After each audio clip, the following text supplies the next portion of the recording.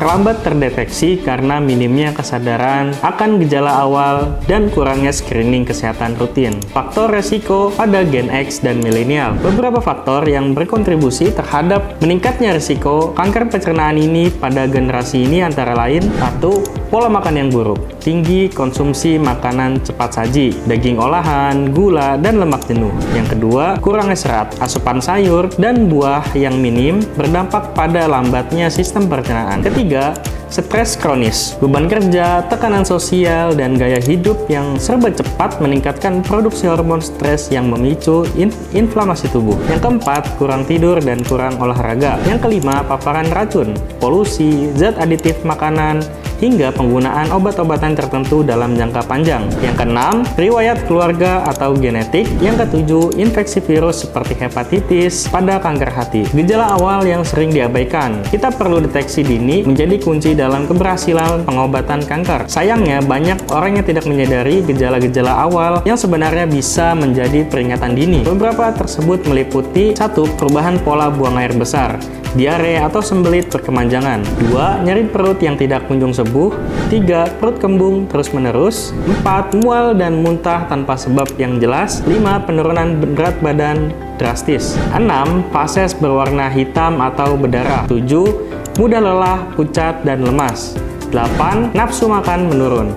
Jika gejala-gejala ini muncul secara konsisten lebih dari 2 minggu, sangat disarankan untuk segera melakukan pemeriksaan medis. Pentingnya pola hidup dan terapi tradisional. Selain menjaga pola makan sehat, rutin olahraga, dan pemeriksaan berkala, salah satu metode pencegahan dari sudut pandang pengobatan tradisional adalah bekam atau hijama. Peran bekam dalam pencegahan penyakit pencernaan dan kanker. Bekam adalah metode klasik dalam Islam dan pengobatan timur yang dilakukan dengan cara menyedot darah kotor melalui permukaan kulit menggunakan alat khusus. Dalam konteks kesehatan pencernaan, bekam memiliki manfaat sebagai berikut. Pertama, melancarkan peredaran darah di organ pencernaan. Bekam membantu membuka sumbatan energi pada organ dalam seperti lambung, usus, dan hati. Dengan aliran darah yang lebih lancar, proses metabolisme, pencernaan, dan detoksifikasi menjadi lebih optimal. Kedua, mengurangi radikal bebas. Radikal bebas adalah salah satu pemicu mutasi sel yang dapat menyebabkan kanker. Bekam terbukti membantu mengurangi akumulasi racun dan radikal bebas di dalam tubuh. Ketiga, menurunkan inflamasi kronis. Peradangan atau inflamasi kronis di saluran cerna dapat memicu kondisi prakanker. Bekam memiliki efek anti-inflamasi alami dengan menstimulasi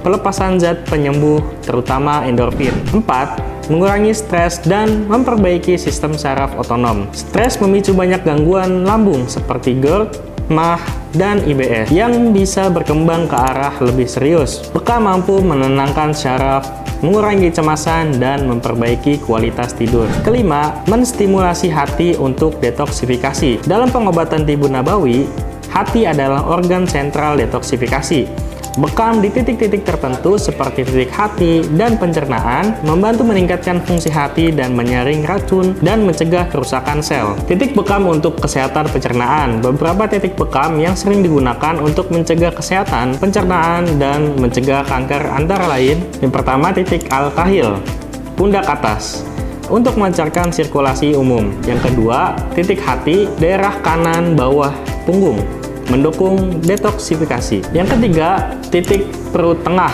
atau sekitar pusar, itu untuk mengatasi kembung, sembelit, dan masalah lambung. Lalu di titik punggung bawah, itu berhubungan dengan sistem syaraf otonom dan organ ginjal pencernaan. Lalu di titik antara tulang belikat, yaitu berkaitan dengan usus besar dan lambung. Disarankan melakukan bekam 1 atau 2 kali sebulan secara rutin, disertai konsultasi dengan terapis bekam profesional. Jadi kesimpulannya adalah saatnya peduli sebelum terlambat. Lonjakan kasus kanker organ pencernaan pada Gen X dan milenial adalah sinyal kuat bahwa kita harus peduli terhadap kesehatan sejak dini. Kanker bukan lagi penyakit orang tua, tetapi bisa menyerang siapa saja, bahkan di usia 30-an. Dengan mengenali gejala awal, menjalani pola hidup sehat, serta mengintegrasikan metode pengobatan alami seperti bekam, kita bisa mencegah resiko kanker dan mencegah organ pencernaan tetap sehat di usia produktif. Jangan tunggu hingga gejala parah, mulailah menjaga sistem pencernaan Anda hari ini, karena sehat itu lebih murah daripada mengobati. Untuk menjaga kesehatan